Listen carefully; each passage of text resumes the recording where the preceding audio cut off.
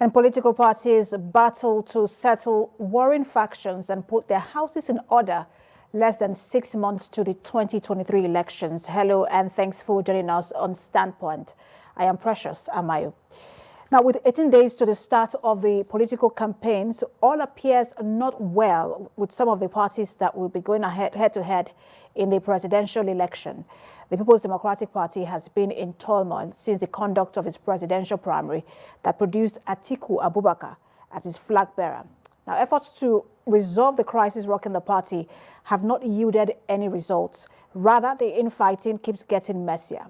For the ruling or governing All Progressives Congress, not all stakeholders are in agreement with the choice of the party to go for same-faith ticket. For the African Democratic Congress, the situation is even worse. The crisis rocking the ADC has eventually led to the suspension of its presidential candidate, Dumebi Kachuku, and there seems to be no end in sight to the infighting in the party. Now, the situation is not different in the new Nigeria's People's Party that recently lost a power broker in the person of Ibrahim Shekarau due to internal conflict, and others. Political observers are concerned that this crisis might take away from the ability of the parties to focus on selling their manifestos to Nigerians, which will adversely affect the outcome of the polls. Now, joining me in the studio is a political scientist. He's a research associate professor, Dr. Kayode Eswola, and he's a research associate professor, of African politics. I want to get that correctly. African politics with the University of Lagos. And also we have joining us via Zoom a member of the All Progressives Congress, Ayo Oyalowo. We're also expecting a PDP chieftain to join in the conversation as we look at the internal conflicts, if you call it that, within these political parties. But let me start with Dr. Eswola. I mean, when you look at this general situation in the political parties today, I mean, you've analyzed 4 of them. And that's not to say that, even the Labour Party is free. Even in Lagos, there is crisis within the Labour Party. And one of the, I think it's state chairman, who is also the candidate, saying that if they're not careful, it will affect the candidacy of Peter Obi. Now, so it looks like there seem to be crisis within most of the political parties. How do you characterize this situation? There have always been crises. If we historicize party politics and palette politics in Nigeria, especially from the most recent part of the 60s, what you see is that early political parties were formed along ethnic and religious lines. I don't have to go into history, the Northern People's Congress, the Action Group, the NCNC. When they existed, they represented clans, they represented religions, they represented social orientations.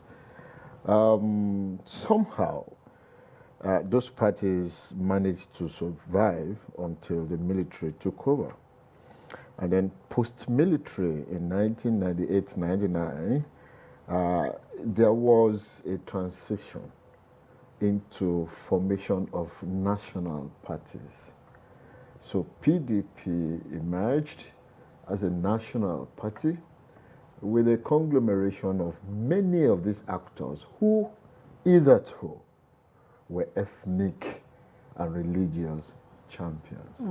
That emergence continued for a while, for about 16 years, until the emergence of APC.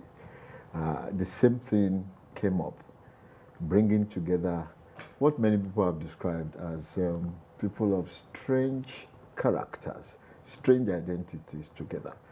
And rather than just reduce it to that, it has been an attempt since 1999 to nationalize political party existence in Nigeria. And so, like any other thing that you form, you must have periods of experimentation. And those periods of experimentation must inevitably be, laden with crisis. That, in my view, explains the crisis we have in the political parties as at now.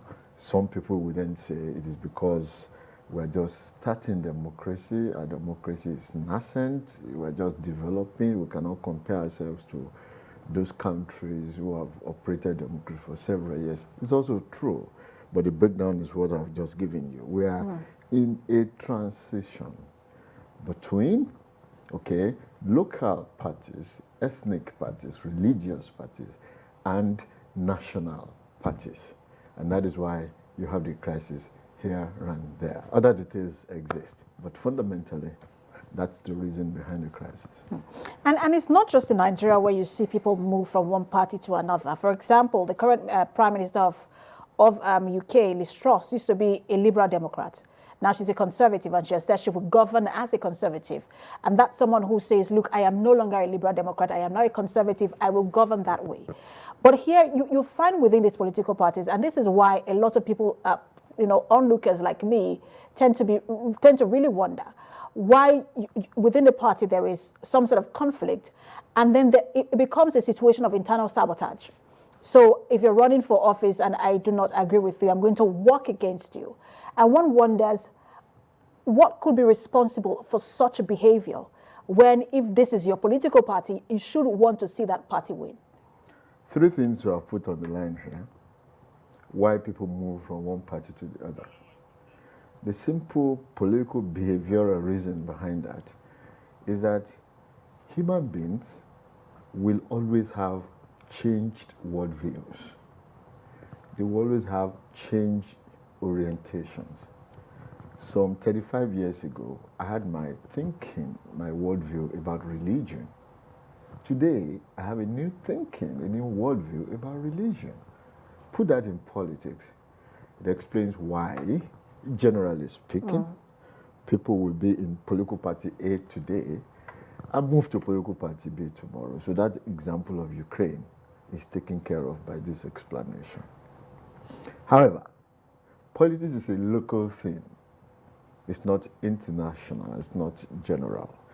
So localizing it in the context of Nigeria, you have a different explanation. And that which bothered you is, perhaps it does bother you, is that why will you move out from a political party, or you have internal problem within that political party and you work against that person? The answer is simple. It is because the reason people go into politics in Nigeria is peculiar to the Nigerian socio-political system. And that reason, like you and I have seen in display in the society, is one, to get power for the sake of power. And power for its sake will then extend to power for the sake of power, for the sake of personal economic betterment, empowerment. Power to get power to deal with your opponent. And so it becomes what I call survivalist politicking within the parties. And where survival is at stake, desperation will come. And that explains, theoretically, what you see in the Nigerian situation. Perhaps in those other places you want to call sinner climes, perhaps they have national interest as the reason for going to politics. Perhaps not. But what we have seen in Nigeria to this extent is that people go into politics not for national reasons, but for the purpose of getting the power. All right. So what they want to use. I wanted to establish that before we get into the issues within the political parties themselves. I wanted to also establish why all of this happened. And I want to bring in the APC member, Ayo Oyalowo, who is joining us via Zoom. We know that we've seen issues with most political parties going into the 2023 elections. It does seem as though there is some quiet in the APC, and some keen observers are saying that that's a smokescreen for what's actually happening within your party. And I just want to get your reaction on that. Small screen for what exactly? That's funny. The fact that other people can't organize themselves does not mean the APC cannot organize itself. We have seen our presidential candidates have a meeting with the National Working Committee led by the National Chairman, and we have seen the amicable and cordiality, the amicable atmosphere, the cordiality with which they have treated each other.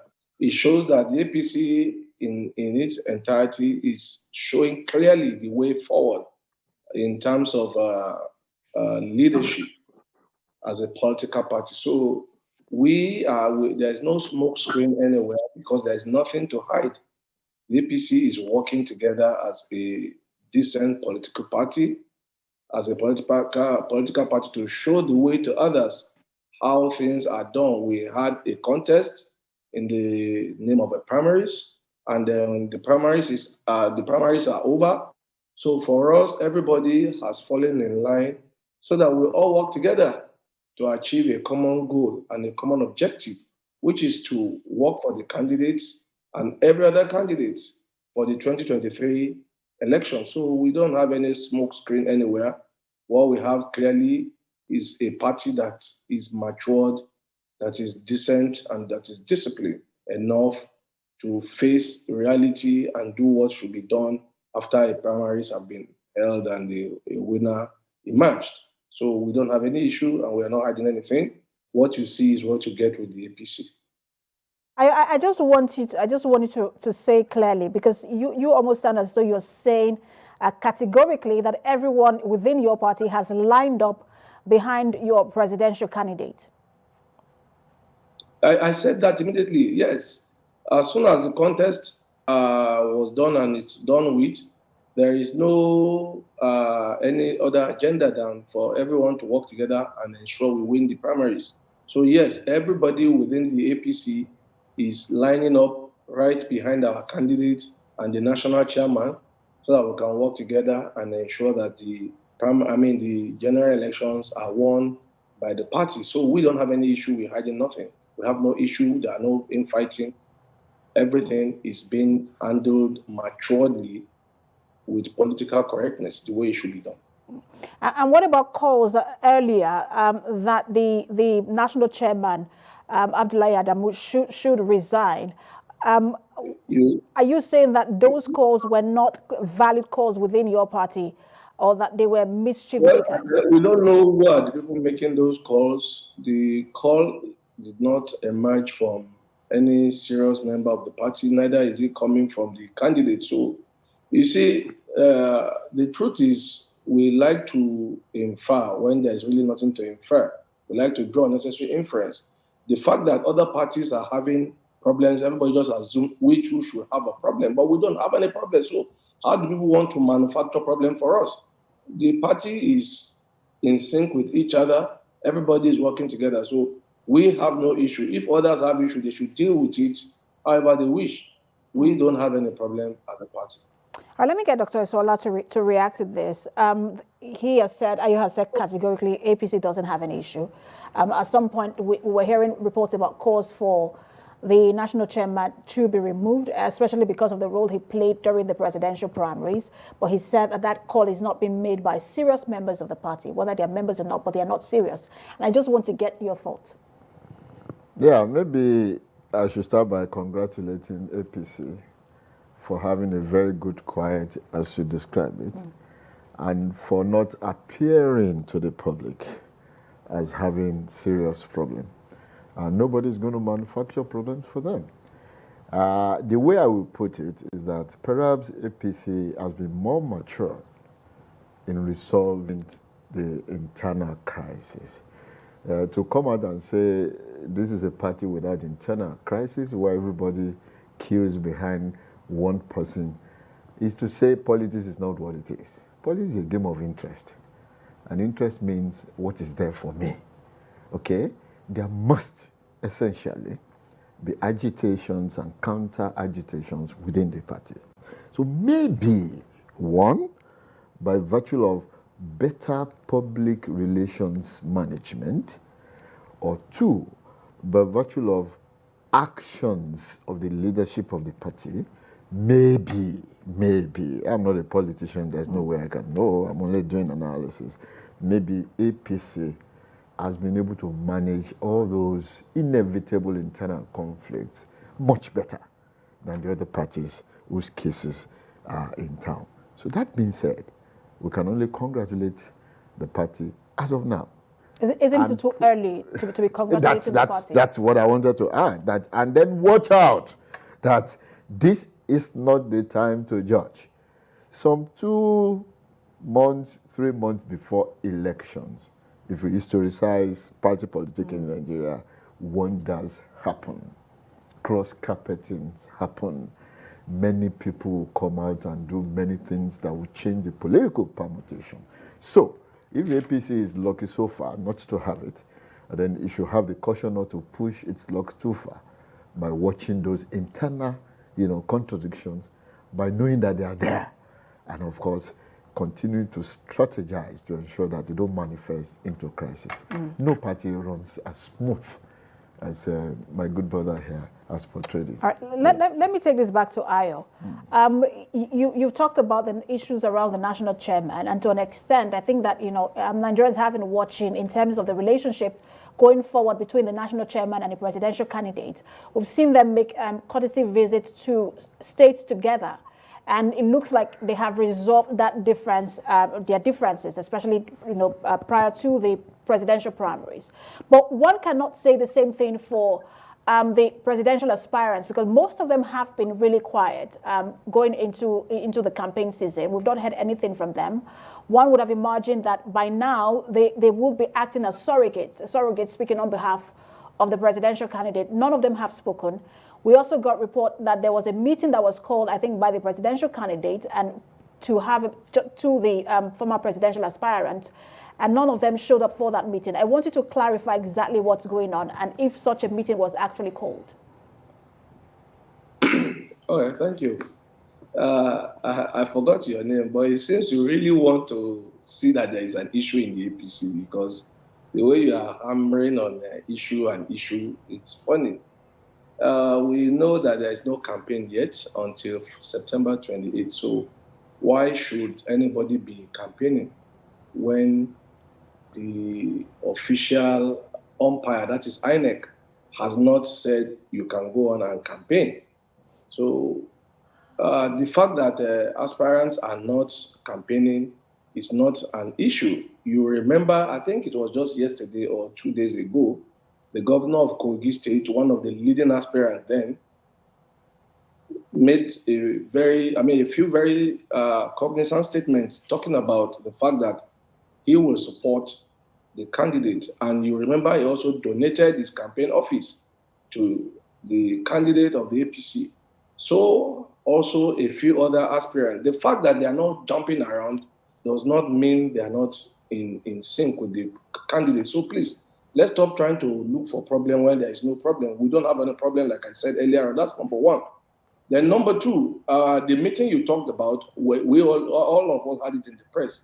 Till now, we still don't know where that meeting is coming from. I am sure you know that as soon as the contest was over, the candidate of the APC, Asiwaju Bola Tinubu, met with every one of the aspirants. I'm sure you remember that. And the things that were discussed are not for the television camera. But they are doing what they need to do. If there is crisis or if there are crises, you will know. These things cannot be hidden. And if one or two people are not happy, you will always, like the gentleman in the studio said, it's a game of interest. If people feel their interests are not being taken care of, probably they will have issues. But that does not necessarily mean that we must have a crisis the way party A and B, I don't want to call any party, but we don't have to have a similar crisis like they're having. Because whatever crisis they have, in fact, a particular party had even gone ahead to suspend his presidential candidate. So those are issues. We don't have any of those kind of issues. While the other ones, they are fighting for who will step down, whether the chairman or the board, they are having all manner of crises. We don't have any of such things.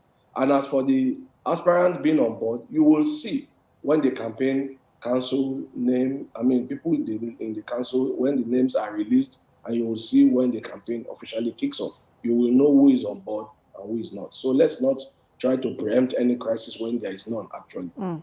So it is not my job to manufacture issues within party. If there are reports, we give people the platform to come and clarify those issues. And that's exactly what we're asking you to do today. And I have told you categorically clarify, that. and you are doing exactly that, clarifying those issues. Let me come back to you, Dr. Swola, just to react to what he has said. In terms of, because unlike what we're seeing in the PDP, where Wike is quite vocal about issues in his party, every other day we hear something from Wike, and he says that there have been agreements, but that those agreements have not been followed through. But when you also look at the flip side to the APC, we've not really had that kind of drama, as it were, in the APC. Is the silence a good thing for PDP? And does it, APC rather, and does it show that, look, all the issues around the primaries have been put behind and they're moving into the campaign as a united force compared to what we're seeing in the PDP?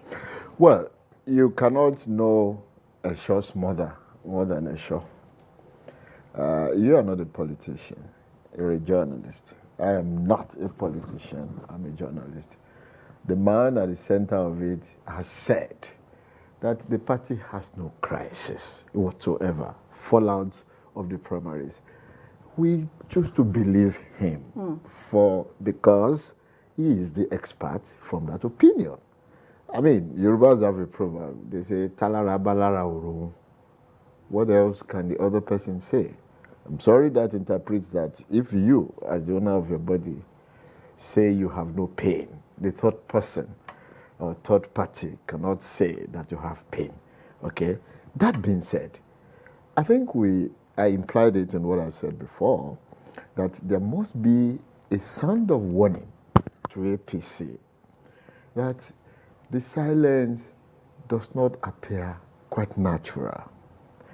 And I think that what is happening in PDP gives concerns to members of the party who love the party, but it is better it happens now and from a very vocal person like Wike and get addressed early enough before the deadlines than for people to be silent now and then only 1 month or 2 months before election they get into crisis. Again, there's no way we can know if something is going on with it, especially when the man says there's nothing going on. We cannot manufacture and impose upon them. But analytically speaking, I put it on the table that the silence in APC does not appear politically natural.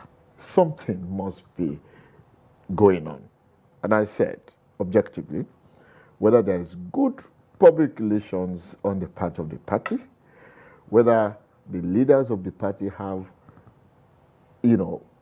very skillful internal crisis management, whether those who are aggrieved are waiting for the right time to manifest, we cannot know. These are speculations, but the man said there's no crisis. But if there will be crisis, analytically speaking, it's always better for the crisis to come early and get agitated about and get resolved than crisis coming at the latter part when campaigns are very close, when elections are very close. We can only wish APC the best. All right, so I'm sure we can say the same for the PDP. Let's bring in Catch Ononuju, who is also joining us via Zoom. Catch, it does seem as though he's a PDP chieftain. It does seem as though the issues within your party seem to be getting, I don't want to use the word worse, but that's what it seems like. We're seeing now that the NEC, which is the National Executive Committee of your party, has now passed a vote of confidence on the national chairman, and Wike says that's not acceptable, that it has to go to balance and for balance and equity within your party. I just wanted to speak on that. Thanks for asking that question. There was no vote of confidence. Vote of confidence occurs when you do accreditation and then you have NEC members vote. Not when you come in with all the PAs, security men, cameramen, and they are still there. Confidence. And before you knew it, everybody say, yeah. That's not how it's done. Vote of confidence is done in a NEC meeting after accreditation. Newsmen have left. Dignitaries to the hall have left the hall. That's when you conduct a vote of confidence. So the fact that they have rushed to try to do this really doesn't hold water. We are simply asking to be included. Since this is a representative democracy, we ask that positions be so done that those that we represent will see that those who represent them are included in the scheme of things. I agree. Most of us in the South have been outplayed by our friends and brothers from the North. But now, seeing that the Northerners have an agenda, what we must do is cut our losses and then come together and see how we can salvage it. A lot of people today in Nigerian politics are simply playing a game of gaining personal advantage, forgetting that it is a representative democracy where you represent the interests of the populations in the North South who vote for you. How would we now be able to go back to those who we claim to represent to say, vote for this party, when they themselves can see that this party have underhands that undermines the interests of them as they send us forth to represent them? It's a very difficult issue. And you see, Mr. Ononuju, I just want to, because I want to jump in here because you've been saying we just want to be included. You've also talked about the northern. You used the word the northern caucus. It almost sounds as though your party has now been split into northern and southern caucus. Is that what it is now? It has always been that way. Nigeria runs a representative democracy. It is not a democracy done by a band of men interested in state capture. No, it is a representative democracy. That is why even when we do compose executives, it's representative of the different sections and geographies of the country. So if